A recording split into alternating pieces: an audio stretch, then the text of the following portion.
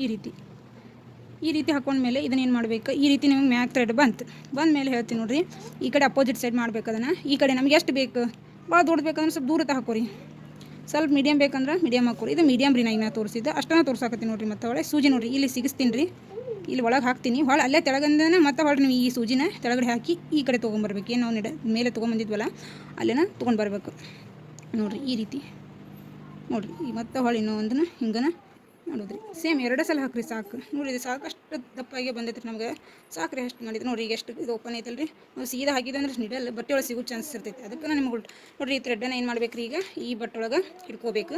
ಹಿಡ್ಕೊಂಡು ನಿಡಲನ್ನು ಕೆಳಗಡೆ ಇದೇನು ಗ್ಯಾಪ್ ಇರುತ್ತಲ್ಲ ಅಲ್ಲಿ ಹಾಕಬೇಕು. ಹಾಕಿ ಈ ರೀತಿ ಒಂದು ಸ್ವಲ್ಪ ಜಗ್ಗಿದ್ರಿ ಅಂದ್ರೆ ನೋಡಿರಿ ನಾಟ್ ಬಿತ್ತು. ಇದು ದಾರ ಬಿಟ್ಬಿಡ್ಬೇಕು ರೀ.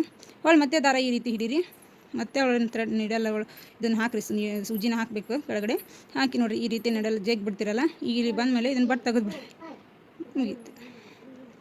ಈ ರೀತಿ ನೋಡಿರಿ ಎಷ್ಟು ಈಸಿಯಾಗಿ ಹಾಕ್ಬೋದು ರೀ. 4 ಆದವು ರೀ,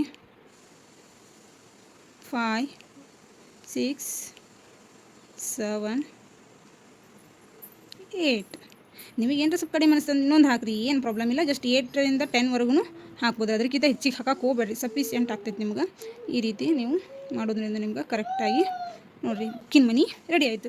ಈ ರೀತಿ ಮಾಡೋದ್ರಿಂದ ನೀವು ಸ್ವಲ್ಪ ಇದನ್ನು ದೊಡ್ಡದು ಮಾಡಿದೆ ನೋಡಿರಿ, ಸ್ವಲ್ಪ ಇಷ್ಟು ಮಾಡಿದ್ರೆ ಸಾಕಾಗ್ತೈತೆ ರೀ.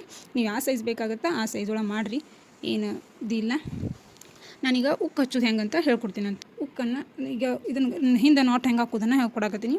ಇದೇನು ನಾವು ಹಾಕಿರ್ತೀವಲ್ಲ ರೀ ಅದರೊಳಗೆ ಹಾಕಿ ಈ ರೀತಿ ಉಲ್ಟಾ 1-2 ಸುತ್ತು ಹಿಂಗೆ ತಿರುಗಿಸಿದ್ರಂದ್ರೆ ನಿಮಗೆ ಈ ರೀತಿ ನಾಟ್ ಬಿದ್ದುಬಿಡ್ತದೆ. ಸಾಕು, ಇಷ್ಟಾದ್ರೆ ನೀವು ಬೇಕಾದಷ್ಟು ಇದು ಮಾಡಿದ್ರು ಏನು ಬ್ಲೌಸ್ ಹರಿದ್ರು ಇವು ಉಕ್ಕಿನ ಪಟ್ಟಿ ಉಕ್ಕಿನ ಮನೆ ಏನೂ ರಿಮೂವ್ ಆಗಂಗಿಲ್ಲ ರೀ, ಆರಾಮಾಗಿ ಈಸಿಯಾಗಿ ಹಾಕ್ಕೋಬೋದು.